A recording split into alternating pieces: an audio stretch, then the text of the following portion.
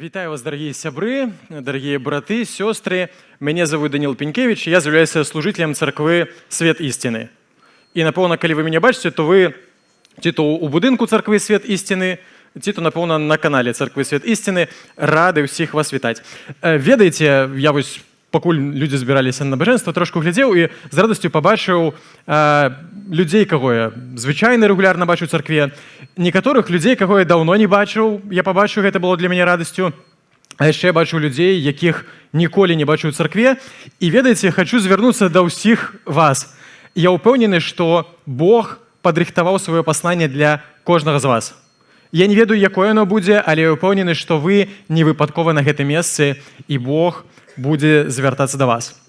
І сьогодні, не ведаю, бачили анонс, не бачили, ми на 4 тижні нашою церквою ниряємо у переносному сенсі у Старий Заповіт. Ми будемо вивчати книгу пророка Йони, правильно. Насамрэч, напевно, одна з самих лаконічних і, напевно, докладно сама динамічна книга, напевно, Біблії, в принципі. Всього тільки 4 розділи. І ці розділи вельми просто там історія, сюжет вельми там раз. І ось гэтым раз, і ще раз, напевно, да? Ми будемо розбиратися ближайшие 4 тижні. І основна ідея, подобно, що книги Йони, это такой уступ до всей серии скажу, про Божие серце і відрознення його серця від серця його слуги пророка Йони. Тому що здається, що Бог, Ён готовий проявляти милосердність до інших людей, до інших народів, до людей, які злі і, подається, не заслуговують його на милосердності, а ось гэты ізраїльський пророк, здається, що йому ближей справедливість. Ён хотів би справедливості для тих, хто робить зло, і мені здається, що ми про це ще трохи порозуміємо, що, напевно, Ён би хотів справедливості до інших, а до себе і свого народу Ён хотів би милосердність. І сьогодні ми прочитаємо перший розділ гэтай книги, ось, і крышечку поразважаємо про уроки, які можемо винести з гэтага. Таким чином, книга пророка Йони, перший розділ, з 1 по 16 вірш, но гэта, по правді, і ёсць увесь розділ. Книга пророка Йони, перший розділ. «І було слово Господа до Йони, сина Амітая, кажучи, «Устань і йди у Нініву, город великий, і проповедуй супроть його, бо узышло лихо ихнее перед обличчя моє. І устав Йона, каб утягчи у Тарсіс ад обличчя Господа. І зайшов у Яфу, і знайшов корабель, який плив у Тарсіс. І дав плату, і зайшов на корабель, каб плить з їми у Тарсіс ад обличчя Господа. Але Господь пустив великий ветер на море, і узнялася великая бура на море, і думали, що корабель разоб'ється. І наполохалися моряки, і кричали кожен до Бога свого, і викинули у море речі, що були на кораблі, каб той був легчайшим. А Йона зайшов у середину корабля, і лег, і моцно заснув. І наблизився до його капітан, і сказав йому, «Що тобі? Що ти спиш? Устань, клич до Бога свого, може, узгадає Бог про нас, і ми не загинем». І сказали один одному, «Ходемте, киньмо жеребя, і доведаємося, про з кого гэта лихо прийшло на нас». І кинули жеребя, і випила жеребя на Йону. І сказали йому, «Скажи нам, з якої причини гэта лихо прийшло на нас? Який заняток твой? Откуль ти прийшов? З якого ти краю і якого народу?» І сказав їм, «Я єврей. Я боюся Господа, Бога небесов, який учинив мора і сухозем'я». І сполохалися ті люди страхом великим і сказали йому, «Чому ти гэта зробив? Бо доведалися ті люди, що Йон утікає від обличчя Господа, бо Йон обвістив їм гэта». І сказали йому, «Що нам робити з тобою, каб стихло море?» Бо море все більш бушувало. І Йон сказав їм, «Возьмите мене і киньте в море, і супокоїться море, якое супроть вас, бо я ведаю, що за мене гэта бура великая». І моцно весловали ті люди, каб вернуться на сухую землю, і не могли, бо море больш і больш бушувало супроть їх. І кликали яны до Господа і казали, «Господи, молим Тебе, няхай не загинем мы за душу чоловіка гэтага, і не ускладай на нас кров невинную, бо Ти, Господи, як захочеш, так і зробиш».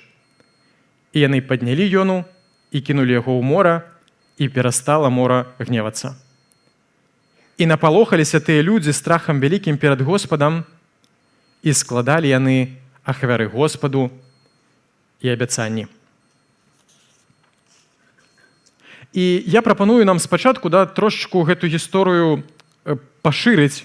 Я падзялюся нейкімі развагамі, якімі з'явіліся, падзялюся крыху духоўным кантэкстам, а потым я прапаную нам напрыканцы паглядзець у такіх 3 люстэркі і задаць сабе некалькі пытанняў. Але пакуль што давайце паглядзім на гэту гісторыю. Ёна – прарок Божы. Прарокі выконваюць тое, што ім кажа Бог. І Бог у Старым Запавеце даносіў сваё пасланне да людзей часцей за ўсё праз прарокаў, праз людзей, якія звышнатуральна чулі Божы голас і спрабавалі данесці пасланне да людзей. І вось да Ёны гучыць голас Божы. Бог дае вельмі канкрэтнае заданне – ісці ў горад Нініву. Хто-небудзь ведае што-небудзь пра гэты горад? Папраўдзе, ён быў у падручніках па гісторыі, но я ведаю, што падручнікі па гісторыі даўно засталіся ў мінулым. Нініва – гэта сталіца Асірыйскай імперыі. Зараз уже не знаходзіцца, такі Божы суд, відаць, прыйшоў на яе, але знаходзіцца яна на цяперашняй тэрыторыі Ірака, такі прыгарад збоку ад горада Масул. Думаю, што ў навінах, напэўна, былі часы, калі чулі пра яго. І вось Бог кажа ісці ў гэты горад. Насамрэч, гісторыя была непростая. Можна слайд наступны? Справа ў тым, што у Ізраіля і Асірыйскай імперыі былі ўзаемадзеянні. І яны былі не самымі пазітыўнымі. Канкрэтна ў той момант, калі Бог адпраўляе Ёну ў Нініву, сітуацыя нібыта троху выраўнялася. Таму што Асірыйская імперыя, яна аслабілася, і яна не магла ціснуць на Ізраіль так, як ціснула да гэтага. Але Ёне трэба было прайсці, вось Google Maps зараз прапановвае 1105 кіламетраў. Многа, не? Нармальна. Увогуле, спачатку, калі я першы раз паглядзеў на Google Maps, ведаеце, што мне, колькі займае дарога пешу, і мне напісала 10 дзён. Я такі думаю, нічого. Но потым аказалось, што Google Maps лічыла дні, ведаеце, просто 250 гадзін дарогі, вось зусім без перадуху, а так, напэўна, не ходзяць. Але здаецца, што у тыя часы людзі хадзіць умелі лепш, чым і зараз, і што гэта, в прынцыпе, за месяц можна было прайсці. Нармальна месяц? Ведаеце, у меня такое, напэўна, я тыдзень хадзіў на байдарках, я 2 тыдні ездзіў на веліках, там усю Беларусь праехалі, вот пешу прям не маё. Самы даўгі паход, ладно, у горы там, напэўна, 5 дзён, но ввогуле не люблю хадзіць пешу. Дынамікі мала, аднатыпна, что-то нічого не мяняецца. Ведаеце, на веліку з раніцы выехаў у адно месца, вось у Беларусі, праехаў 100 кіламетраў за дзень, і ты ўжо ў іншым месцы. Нават геаграфічна ты адчуваеш. Нават клімат можа трошку адчуць. А тут ты ідзеш, ногі баляць, а толку ніякага. І Ёне, в прынцыпе, гэта была задача такая. Яму трэба было сабрацца, там, взяць грошы, спланаваць вандроўку, пайсці туды. І ён рабіць гэтага не хацеў. І ведаеце чаму? Таму што гэта цяжкі і насамрэч небяспечны шлях. А яшчэ яму, здаецца, не падабалася Асірыйская імперыя і не падабалася Нініва і яе жыхары. Можна слайд наступны? Вось гэта ілюстрацыя з... Дарэчы, гэта самая старажытная з вядомых выява Юдэя мастацкая. Ведаеце, дзе тут ёсць асірыйскі царь і юдэйскі царь? Угадайце, хто дзе? Асірыйскі стаіць вось чымсьці такім выцягнуты на сваёй руцэ, і гэта Салман-Сарам III. А ведаеце, дзе ізраільскі царь Іуй? Здавалася б, да, но не ведаю, может быть, я закрываю... Не, ён посередке. І атрымліваецца, што былі адносіны васалітету, то бок Ізраіль залежаў ад моцнай асірыйскай імперыі, яны плацілі ім даніну, быў нейкі час, калі яны не ваявалі, але все ведалі, што вялікая частка багацця Ізраіля сыходзіць на тое, каб задаволіць асірыйскага царя, каб ён не ішоў на іх вайной. І ввогуле у асірыйцаў рэпутацыя была даволі дрэнная. Нават па часах старажытных яны ўсё адно лічыліся вельмі жорсткімі, вось такімі безлітаснымі ваярамі, людзі непрыемныя, якія робяць шмат зла твайму народу, уже там на гэты момант было трошку прасцей. Але гістарычная памяць працавала ў Ёны. І, дарэчы, цікава, што праз нейкі час адносіны зноўку пагоршацца. І Ёна не хацеў ісці туды. Ён не хацеў мець з гэтымі людзьмі нічога агульнага, і ён, здаецца, не хацеў падвяргаць сябе рызыкам. І ведаеце, калі я зразумеў, то бок, як вам такая місія ад Бога? Нормальна, пайшлі б. Праз, ведаеце, всю Сірыю прайсці, таксама зараз такая сабе рэпутацыя, а потым па Іраку яшчэ пагуляць. Ізраіль зараз, дарэчы, даволі неспакойны рэгіён нават зараз. Мне здаецца, што насамрэч гэта даволі складаная місія. І калі я спрабаваў шукаць нейкія паралелі для сябе, то яна занадта злабадзённая, но я думаю, што яна перадасць дух. Уявіце, што сёння Господ дае адкрыццё украінскаму служыцелю, што яму трэба паехаць у Маскву і прапаведаваць пра грэхі, вялікія грэхі народа і заклікаць да пакаяння. Я бачу як мінімум 3 праблемы. Першая – гэта лагістычная. Дабрацца зараз з Украіны ў Расію, не гледзячы на агульную мяжу, вельмі складана. Гэта быў бы цяжкі, працяглы і небяспечны шлях. Другі момант, про які, я думаю, падумаў бы украінскі пастар, а як успрымецца гэта пасланне? Таму што у ізраільскіх прарокаў звычайна лёсы былі даволі драматычныя. Збольшага яны звярталіся да свайго народу, і пазітыўны водгук народа быў надзвычай рэдка. А тут табе трэба ісці ў логава ворагаў, якія прыходзіць нейкі чужынец, прадстаўнік падневольнага народу, і пачынае ім нешта там казаць. І ўяўляеце, што вось гэты месяц дарогі ён ішоў бы і думаў, што зробяць. І, напэўна, там бы накідваў варыянты, не ведаю. Там засякуць бізунамі, закідаюць каменямі, там адсякуць галаву, калі пашанцуе. А можа бы для мяне прыдумаць нейкае новае катаванне. Ён бы ішоў, і гэта, пагадзіцеся, уплывае на эмацыйны стан у плане выканання задачы. А яшчэ, думаю, на жаль, гэта паралель таксама працуе. Я не ўпэўнены, што надта хочацца сёння украінцу служыць рускаму. І на вялікі жаль, з таго, што я ведаю, нават украінскім хрысціянам не хочацца служыць рускім, нават хрысціянам. Гэта зразумела, але таксама гэта і вельмі сумна. І Ёна не хацеў гэтага паслання даносіць. Ён увогуле не хацеў ні каб яны ведалі пра сваю грэхоўнасць, ні тым больш, як мы даведаемся пазней, каб яны пакаяліся. Адназначна яшчэ і свае асудзілі. Дарэчы, напэўна, в Украіне то дакладна, напэўна, у тыя часы таксама, я не ведаю, наколькі там інфармацыя разыходзілася б, но калі пайшла б інфармацыя, то, напэўна, асудзілі б. Атрымліваецца, што такая місія, якую выконваць, не надта па праўдзе і хочацца. І ведаеце, што робіць Ёна? Узважыўшы, напэўна, все за і супраць, ён, як многія людзі ў нашых краях, калі нейкая праблема, яны рухаюцца на захад. І ён, замест того, каб рухацца ў Тарсіс на ўсход, выпраўляецца на захад. Можна наступны слайд. Няма дакладна кансэнсусу сярод гісторыкаў, дзе знаходіцца Тарсіс. Но мне падаецца найбольш верагодным з таго, што я чытаў, што гэта цяперашняя Сардынія.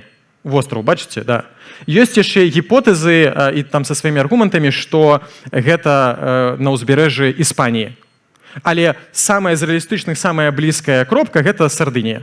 Ведаеце шлях колькі? Ад 2-2,5 тысяч марскіх міль, таму што там па-рознаму плавалі. Оно вроде напрамкі вось так, лепш за ўсё, але звычайна плылі ўздоўж берагу, таму што там бяспечней, там менш хвалявання. І атрымаецца, што вось калі чыста плыць, то гэта 40-50 дзён плавання вось у тыя часы, калі ўсё спрыяе, калі вецер дзьме куды трэба, калі бураў няма.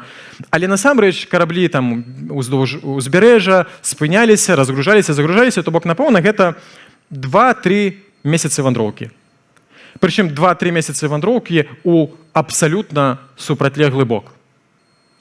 І разважыўшы за ўсё, ён прымае вырашэнне плыць у Тарсіс. Прычым таксама там гісторыкі дыскутуюць, магчыма, што Тарсіс гэта ўвогуле было такім, ён толкам і не ведаў, дзе той Тарсіс. Ён проста ведаў, што гэта нешта далёка за 3-9 земель. І вось гэта было такое за 3-9 земель, ён прыходзіць там у порт і кажа: дайце мне квіток за 3-9 земель. Яму кажуць: ну вот, самы далёкі карабль, все, мне падыходзіць. І Йона сядае на гэты карабль. Пры гэтым, памятаеце, казаў, што на шлях туды трэба было падрыхтавацца, сабраць грошы.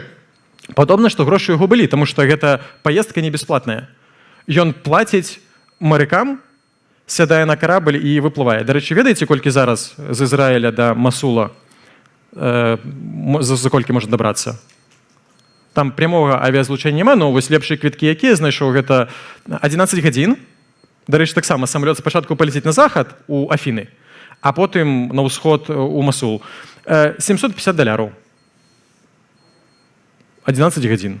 Гэта пры тым, што часы складаныя. У часы лепшыя, напэўна, быў бы просты самалёт, там типа гадзіна, вось, і вы там. Тады часы былі іншымі, і Йона прымае гэту рызыку плыць невядома куды, дзе ён нікога не ведае, дзе не ведаюць, ёсць нейкія вялікія юдэйскія супольнасці, наўрад ці вялікія, плаціць грошы, выпраўляюцца ў гэты шлях.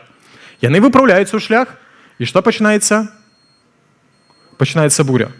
Справа ў тым, што там былі ў мяне дыскусіі з сябрамі на гэтым тыдні, шмат мы спатыкаемся аб свабоду волі. І вось, мне здаецца, гэта таксама паказвае абсалютную волю Божую над прыродай. Яму з буряй не трэба там гандлявацца, дамаўляцца. І ён сказаў: будзе так, і пазьму вецер. Бог сказаў: стоп, вецер спыняецца. Там потым будзе яшчэ кіт. Прабачце за спойлеры, заходжу на тэрыторыю, напэўна, Дмітрий Алексеевич вашу, да? Потым ён яшчэ кіт прагляне. З кітом таксама ўсё проста. Бог сказаў: падплыві, дарэчы, класная дзіцячая песня пра гэта. Гэта гісторыя з пазіцыі кіта. Бог сказаў кіту: падплыві туды, ён падплыў. Бог сказаў, типа, прыглыні Йону, ён прыглынуў. Бог сказаў: пакатай яго 3 дні, ён пакатаў, сказаў, типа, выплюнуў. З рыбамі, з прыродай все проста. З чалавекам все складана. Бог узаемадзейнічае з чалавекам. Ён пераконвае яго.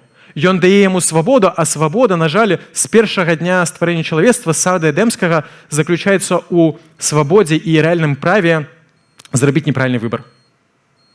І Йона карыстаецца гэтым правам, пачынаецца буря, Бог уздзейнічае на прыроду дзеля того, каб уздзейнічаць на сэрца Йоны. Але ведаеце, на каго ён уздзейнічае больш эфектыўна? На гэтых марякоў паганаў, якія Бога сапраўднага не ведалі, якія верылі ў нейкіх сваіх башкоў, але апынулася, што іхнія сэрцы куды адчыненей да Бога, чым сэрца юдэйскага прарока. А тады пророкаў не процьма была, іх там вось у пакаленні было там 1 чалавечак, там 2, пры добрым збегу абставінаў 3. Вось, то бок, гэтыя людзі пачынаюць апеляваць да духоўнага, каб выправіць сітуацыю. Яны пачынаюць шукаць нейкія варыянты, кідаюць жэребя, каб знайсці, у чым праблема, просяць Йону падключыць ягоны духоўны рэсурс, каб разруліць сітуацыю. І потым, што цікава, калі яны даведваюцца, што ёсць канкрэтны вінаваты у тым, што адбываецца, запытваюць у Йоны, як у Божага прарока, што зрабіць, Йона кажа ім, што ён кажа ім? Выкідайце мяне. Дарэчы, я не ведаю, но мне здаецца, у яго былі нейкія такія крыху суіцыдальныя схільнасці. Бо ён за гэтую кнігу пару разоў просіць то за борт выкінуць, то потым проста там яго забіць. Напэўна, можа быць, прарок быў не ў рэсурсе. Атрымліваецца, што ён кажа ім: выкіньце мяне. А што яны робяць? Яны моляцца, а ведаеце, спачатку налягаюць на вёслы. Яны: не-не-не, мы зразумелі, но мы, паганцы, якія Бога твайго не ведаюць, і цябе першы раз бачым, і ведаем, што ты нейкай дзічы натварыў, таму што мы зараз все можам. Мы не будзем цябе выкідаць за борт. Мы паспрабуем зрабіць, што ад нас залежыць, каб выратаваць твоё жыццё.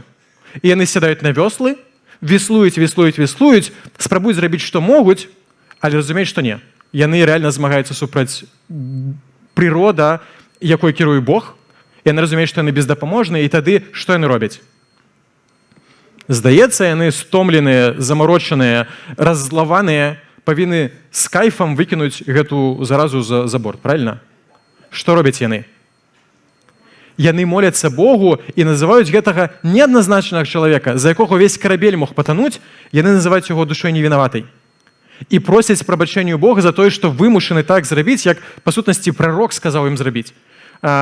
І яны просяць Бога не залічыць ім гэту кроў невінаватую. І як гэта суадносіцца з Ёнай, якога Бог адпраўляе прапаведаваць пакаянне, асуджэнне і пакаянне ў самы, мяркуючы, ці адзін з самых вялікіх, ці, можа быць, самы вялікі горад тых часоў, там было 120 тысяч насельніцтва. І Ёна такой: да не хочу, не трэба. І няверуючыя марякі-паганцы, якія вінаватага Ёну, у іх ёсць міласэрнасць, у іх ёсць клопат пра яго, яны разумеюць, што яму, відаць, цяжка, і яны спрабуюць зрабіць тое, што трэба. І зараз, дарэчы, гэта таксама тут цікава праяўляецца паняцце багаслоўскае, як агульная дабрадаць. Ёсць дабрадаць, якая кожны чалавек яе сам прымае, і яна прыносіць збаўленне. Гэта калі мы прымаем дабрадаць Христову, і Бог прыміряе нас праз Христа з сабой. А ёсць агульная дабрадаць, гэта тыя дабраславенні, якія даступны ўсім у незалежнасці ад духоўнага стану, духоўнага выбару. Гэта проста тое, чым надзелены кожны чалавек. І кожны чалавек надзелены вобразам і падабенствам Божым, і гэта адна з праяў гэтага. У людзей было сумленне. Яны асабіста не ведалі Бога Ізраілева, але ў іх все адно быў вось гэты адбітак Божы, які казаў ім пра тое, што ёсць дабро і зло, і зла лепш пазбягаць, дабро лепш рабіць. І, на жаль, не заўжды гэта працуе ідеальна, но у іх было вось гэтыя Божая дабрадаць, якое, на жаль, не хацеў прыняць для сябе Ёна. І ведаеце, зараз, калі мы гэту гісторыю, напэўна, збольшага, спадзяюся, зразумелі, хочацца задаць некалькі пытанняў і, калі можна так сказаць, паднесці нам некалькі люстэркаў, каб мы паглядзелі на сябе вось у гэтую гісторыю, як у люстэркі, і паспрабавалі паглядзець, што Бог, магчыма, хоча нам сказаць. І першае, гэта такое першая люстэрка, каб мы паглядзелі на сябе як чалавек веруючы. Можна слайд наступны. Наколькі мае погляды і каштоўнасці адпавядаюць Божым. У гэтым тэксце не тлумачыцца матывацыя Ёны, але яна тлумачыцца ў 4 раздзеле. Спадзяюся, пастор Дмітрий Маліновскі, які будзе на гэты прапаведаць, прабачыць, што я запазычу яго тэксцік, як Ёна тлумачыць, чаму ён не хацеў займацца гэтай місіяй. Прашу цябе, Господі, ці не гэткае было слова маё, калі яшчэ быў у зямлі сваёй. Дзеля гэтага я загадзя ўцёк у Тарсіс, бо я ведаў, што ты, Бог, літасцівы і спагадлівы, павольны да гневу і міласэрдны, і не хочаш насылаць зло. Падобна, што ў Ёны былі пэўныя багаслоўскія канфлікты з Богам. То бок багаслоўе Ёны адрознівалася ад багаслоўя Бога. І гэта вельмі стрёмная штука, калі тваё багаслоўе адрозніваецца ад багаслоўя Бога. І, дарэчы, это вельмі суб'ектыўнае адчуванне, што мне здаецца, чым больш багаслоўя, тым вышэйшыя шансы, што гэта тваё багаслоўе, а не багаслоўе Бога, таму што Божье, яно вельмі лаканічнае. Падобна, што Ёне не падабалася такая вось бесхребетнасць Божая, мягкацеласць. Яму хацелася суда для неправедных людзей, якія на калені паставілі ізраільскага царя, з-за якіх там іхняе на пакаленне, іхняе жыццё не было нармальным. Яму не хацелася міласэрнасці для іх. І ён ведаў, што Бог па сваёй прыродзе міласэрны, ўсё ж такі прарок, штосьці там у яго было, ён не хацеў гэтай міласэрнасці. Яму падавалася, што гэта несправядліва. І пагадзіцеся, мы таксама даволі часта чуем воклічы пра Божую несправядлівасць. Вось гэтага не пакараў, таго не пакараў, глядзець на зло і бездзейнічае. І я не ведаю, як у вас, но часта чулі такое, да? Вот типа, а дзе Бог, калі адбываецца то-то ці іншае? А чаму Бог не пакарае вось гэтых? А чаму Бог не спыніць гэтых? І я заўважыў, што я ні разу, я не ведаю, десяткі, сотні разоў я чуў такую прэтэнзію, тому што не ведаю, я хрысціянін, і мне прад'яўляюць за Бога часам. Сотні разоў я такое чуў, і ні разу я не чуў, каб гэта фраза была скіравана супраць сябе самога. Вось, типа, а вось чаму? Я вот такую дзіч раблю, а Бог не наказвае. Ні разу. Заўжды гэтая фраза задаецца ў кантэксце, што са мной это все нормально. Мяне так караць няма за што. Са ўсё парадку, а вось яго там ці іх, вось іх бы трэба было пакараць. І падобна, што такая ж праблема ў Ёны. ён за міласэрнасць Бога да сябе і свайго народа, які, мякка кажучы, не быў ідэальным. Там у ізраільскага народа была куча праблем. Прыкіньце, калі Йона, гэта быў лепшы прадстаўнік народа, здаецца, там самы духоўны, да? Яму не падабаецца Божая дабрыня. І здаецца, што нашы перакананні часта уплываюць на наша сэрца. Тое, што мы верым, калі мы там шмат разоў сабе гэта паўтараем, яно фармуе наша сэрца. Праўда, і адваротнае, што наша сэрца, часам наш розум шукае тое багаслоўе, тыя канцэпцыі, тыя погляды, тыя каштоўнасці, якія найбольш камфортна ўпісваюцца ў наше адчуванне, у наше сэрца, і мы там дзёргаем тыя кавалачкі пазла, якія нам бліжэй за ўсё. Такім чынам, давайце ў люстэрку праверым нашы погляды. Зноўку, я не ведаю, у чым, але я думаю, што Бог хоча, каб мы задаліся пытаннем, наколькі мае погляды адпавядаюць дакладна Божым поглядам. Ці ў мяне ёсць адчуванне, што не, Господ, вот тут ты рэальна не дапрацоўваеш. Вось тут бы я б зрабіў бы па-іншаму, чым робіш ты, і было б адназначна лепш. Ці Бог, вот тут ты несправядлівы. Вот прыслушайся ко мне, я ведаю, як лепш. І давайте таксама паглядзім вось у гэтай люстэрка гісторыю Ёны ў наша сэрца. Таму што падобна, што сэрцам у Ёны таксама былі пытанні. Можна на 2 слайды, напэўна, наперад. Глядзіце, зноўку, тое, пра што мы казалі, Ёна кажа марякам неверуючым: кіньце мяне ў мора. Яны не кідаюць яго. І у іх у сэрцы ёсць літасць у той сітуацыі, дзе уявіце, што вы даведаеце, што за кагосьці вы знаходзіце вось прямо ў моманце, вы і вашы блізкія у смяротнай пагрозе. Вось гэты чалавек не ведаю, уявіце, да, там вы едзеце па трасе, і нейкі доўбур абганяе па сустрэчнай, і вы зусім на крышачку размінаецеся з ім, і вы разумееце, што вось без гэтых пары сантыметраў гэта было б лабавое сутыкненне, і вы загінулі. Што вы адчуваеце ў гэты момант гэтага чалавека? Максімальна негатыўныя эмоцыі, скажем мякка. А уявіце, што вось цэлы карабель зараз патонець, таму што гэты чалавек вырашыў з Богам пацягацца, будучы яго прарокам. Нармальная эмоцыя здаецца негатыўная, але ў іх ёсць міласэрнасць. У іх ёсць дабрата ў сэрцы, якой няма у Божага прарокі Ёны. Таму варта задавацца пытаннем, наколькі маё сэрца адпавядае сэрцу Божаму. І што цікава, гэта гісторыя такога двайнога выратавання. Таму што з аднаго боку Бог дбае пра ніневянаў. Ён хоча, падобна, што ён хоча, каб гэтыя людзі не загінулі, не гледзячы на тое, што ён робіць злое. І асноўная місія, гэта місія па выратаванні гэтых 120 000 чалавек, агромнай масы людзей. Але паралельна Бог таксама працуе над сэрцам Ёны. І ён не ўзважвае вось тут 120, а вот тут 1, тут людзі, якія не ведаюць праўды, а гэта ведае і не прымае. Не, Бог праз абставіны працуе са свабоднай волей Ёны, каб ён, ягонае жаданне, ягонае сэрца сталі падобным да сэрца Бога. І вось тут зноўку все пытанні, мне здаецца, багаслоўскія вырашаюцца, калі мы прыходзім да таго, што апостол Павел вызначае як асноўны крытэр нармальнага хрысціянскага жыцця. Плод Духа Святога.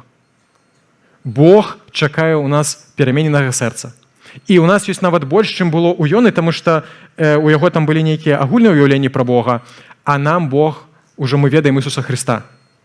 Ягоны характар, як ён тут жыў у гэтым свеце, як ён узаемадзейнічаў з цяжкімі людзьмі, з цяжкімі абставінамі, як урэшце рэшт адмовіўся ад свайго жыцця і прыняў пакуты дзеля нас. Таму сэрца нашае гэта тое, што хвалюе Бога. Але таксама яшчэ адно люстэрку, якое я хочу, каб мы паглядзелі ў яго як людзі місіі. І асноўнае поўнае пытанне такое: а ці няма чагосьці, ад чаго бяжыш ты? Да, можна там слайд, напэўна, можа быць нават вас, вось сюды. Ці не бяжыш ты ад нейкай справы, да якой Господ заклікае цябе? Увогуле, Пісанне чакае, што мы, прыйшоўшы да Хрыста і прыняўшы яго дабрадаць, пачнем дзейнічаць, што мы зменімся. І лаканічныя тэксты, да?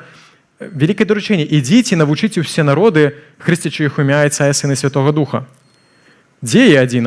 хуткім часе праз 50 тонн, да? І будзеце мне сведкамі да краю зямлі. У Мацфея Христос кажа: вы святло гэтаму свету, і вы соль зямлі. Вы тое, што павінны ўздзейнічаць на людзей вакол вас, на грамадства. У Петра: служыце адзін аднаму, кожны тым дарам, які атрымаў. У кожнага хрысціяніна ёсць у кожнага чалавека дары такія універсальныя, але у кожнага хрысціяніна ёсць духоўны дар, і наша адказнасць знайсці яго і служыць ім. Каласянам: все, што робіце, рабіце у імя Господа. Дарэчы, у меня трошку дыскамфорт быў, калі я заклікаў людзей да служэння ў царкве, зрабіць штосьці, ведаць, свет, гук, праславленне, штосьці яшчэ, таму што насамрэч маёга багасловію тым, што асноўнае служэнне адбываецца не ў царкве. Асноўнае служэнне адбываецца не на царкоўнай сцэне, не за царкоўнымі заслонамі, якіх у нас няма. Асноўнае служэнне кожнага з нас гэта там, дзе мы ёсць.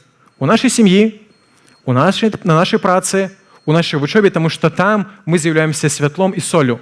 Там мы стараемся паказаць людзям характар Христовы. І гэта з'яўляецца моцным і добрым сведчаннем для людзей. Але таксама, вось у меня была такая дылема. Калі я заклікаю служыць у царкве, а я ж разумею, што асноўная місія не ў царкве. Асноўная місія, гэта вось там, дзе вы працуеце. З вашымі кліентамі, заказчыкамі, начальнікамі, падначаленымі, выкладчыкамі, настаўнікамі, аднакласнікамі, аднагрупнікамі. Зразумелі, да, куды ўсё ідзе? З усімі людзьмі, з якімі вы ўзаемадзейнічаеце кожны дзень. І ведаеце, што я зразумеў? Мне адпусціла, таму што з майго назірання людзі, якія служаць у царкве, часцей за ўсё, не так. Людзі, якія служаць там, дзе яны жывуць, часцей за ўсё штосьці робяць і ў царкве. А людзі, якія не робяць там, не робяць і там. Таму, калі нейкім чынам у вас ёсць выбар, у вас абмежаваны рэсурс, не ведаю чаго, і вам нужно служыць толькі ў адным месцы, 2 гадзіны ў царкве, ці увесь тыдзень у сябе на працы, служыце на працы. Але часцей за ўсё так выбар не стаіць. Часцей за ўсё там, дзе мы ёсць, мы служым проста тым, як мы жывем. Тым прыкладам, які мы з'яўляем. А ў царкве гэта ўжо магчымасць нейкі асобны час выдзеліць і паслужыць нейкімі асаблівымі навыкамі. Таму місія Бога – гэта тое, чаго Ён чакае ад нас.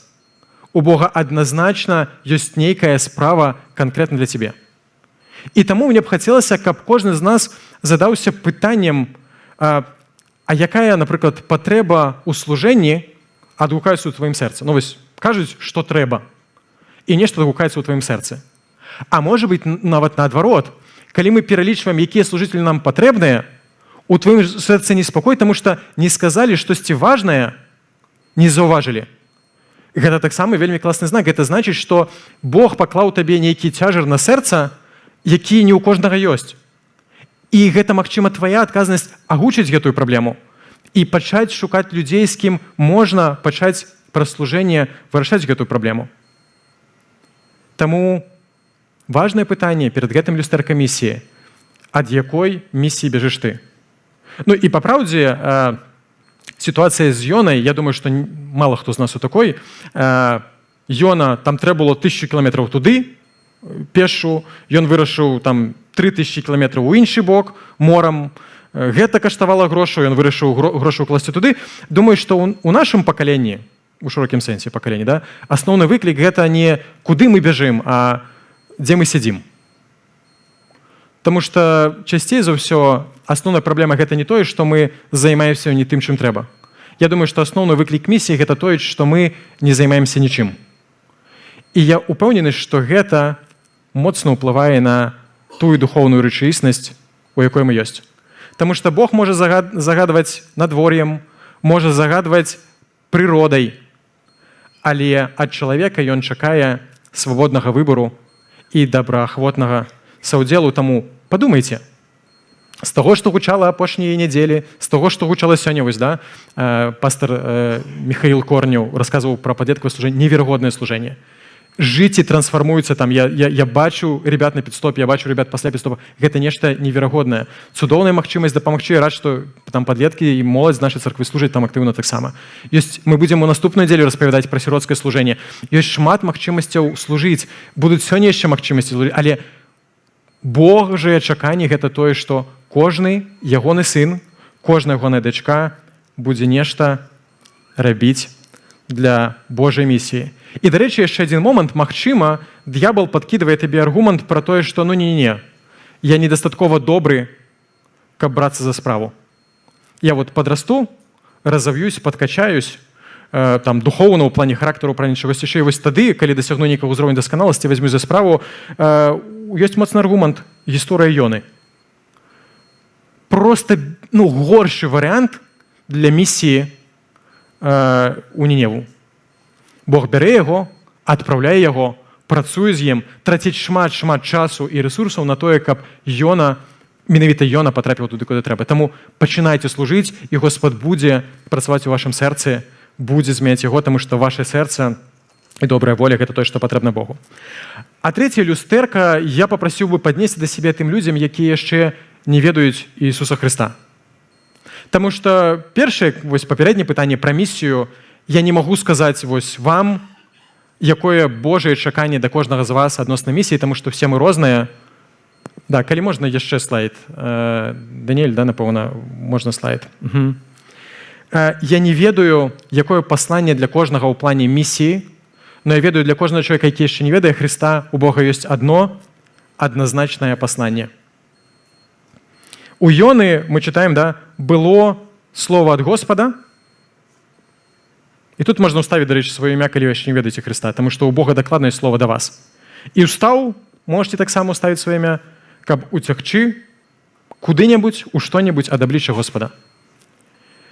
Бог паслаў свайго Сына Ісуса Хрыста, каб Ён жыў на гэтым свеце, каб, будучы дасканалым Сынам Божыім, служыў людзям на працягу многіх год, а потым аддаў сябе на жорсткую, несправядлівую смерць. І ўсё гэта было зроблена для таго, каб памірыць грэшных людзей з праведным Богам, стаць мастом паміж недасканалымі людзьмі і дасканалым Богам і выплаціць тую кошт за віну грэха. І Божае чаканне, што, Божая магчымасць, гэта мы все жывем пад універсальнай дабрадаццю, але асабістую дабрадаць Хрыста да сябе трэба прымаць кожнаму з вас, таму калі перад вами стаіць гэта люстэрка, Бог чакае, што вы прымеце ахвяру Ісуса Хрыста, што вы прымеце ягоную міласць, дабрадаць, літасць у сваё жыццё, і з гэтага ваше жыццё пойдзе іншым шляхам. Дарэчы, як яно пайшло ў гэтых ребят-марякоў, таму што яны праз гэту драматычную гісторыю яны зразумелі, які ёсць Бог, яны, здаецца, пакаяліся, па-нашаму кажучы, вось, напалохаліся страхам вялікім, складалі яны ахвяры Господу і давалі абяцанні. Яны зразумелі, які сапраўдны Бог. Яны зразумелі, чаго Ён чакае ад іх, таму мой заклік да вас, калі вы яшчэ не ведаеце Хрыста, не паўтарайце памылку Ёны. Будьце як ніневяне, зноўку спойлер, яны потым вельмі добра адгукнуцца на пасланне асуджэння, якое Бог паслаў да іх. Таму што Божая дабраціна перад вамі. Не змагайцеся самі, не праходзьце праз тыя драмы, якія, верагодна, будуць у вашым жыцці, калі вы не будзеце прымаць вырашэнне. Яны ў жыцці хрысціян бываюць драмы, але яны трошку іншай прыроды, таму Господ звяртаецца да вас. І зараз давайце напрыканцы скончым кароткай развагай малітоўнай, напэўна, 40-секунднай. І я прашу задацца пытаннем: Господ, а якое пасланне ты хочаш, каб я асабіста прыняў вось праз тое, што я чуў, магчыма, простыя пытанні, якія засталіся, ці простыя ідэі, якія чуў, вось, і потым мы разам скончым малітвай.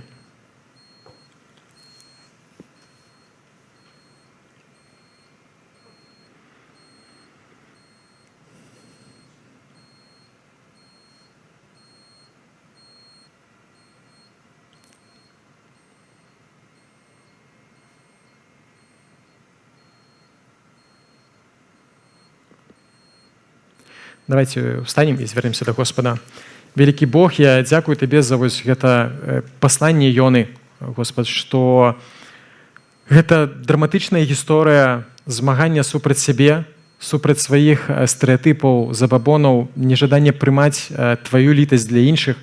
Господ, што праз гэта Ты шмат чаму вучыш нас, і я прашу, каб Ты дабраславляў нас мець правільныя погляды, правільнае разуменне пра Цябе, пра то, які Ты ёсць, і старацца, каб наша сэрца спадаблялася таму, які Ты ёсць. Наша сэрца, наш характар, нашы каштоўнасці, нашы дзеянні былі ў адпаведнасці з Тваёй воляй. Я таксама прашу, каб мы не былі проста пасіўнымі, але каб мы прымалі тую місію, якую ты падрыхтаваў для нас. Вось, каб мы шукалі той канкрэтнай справы, у якой ты хочаш бачыць, у якую ты хочаш, каб мы прыкладалі нашы сілы, вось, у якой ты хочаш нас дабраслаўляць, праз якую ты хочаш змяняць наше сэрца. Я таксама, Господ, прашу Цябе за тых людзей, якія не ведаюць яшчэ Цябе, вось, тым, каму патрэбна Тваё прабачэнне і праз пакаянне, якім патрэбна Твая літасць, Твая ласка. Я прашу, Господ, каб людзі прымалі вырашэнне і далей ішлі разам з Табой. У жыцці з выпрабаваннямі, у жыцці з выклікамі, у жыцці са складанасцямі, але у жыцці у міры з Табой, з адчуваннем Твайго дабраславення, з прыманнем Тваёй любові, Тваей літасці і Тваёй місіі. Ось. Слава Табе, Господ, і няхай Ты будзеш з намі тут, на гэтым месцы. Няхай сэрцы перамяняюцца, няхай вырашэнні прымаюцца, і наша царква, Господ, будзе царквой, якая радуе Цябе, якая выконвае Тваю місію, якая спадабляецца Твайму характару, Твайму сэрцу, якая дзеліцца з людзьмі, якім цяжка ў іх пакутах, у іх грехах, Тваёй весткай пра збаўленне. Слава Табе, вялікі Бог. Амінь.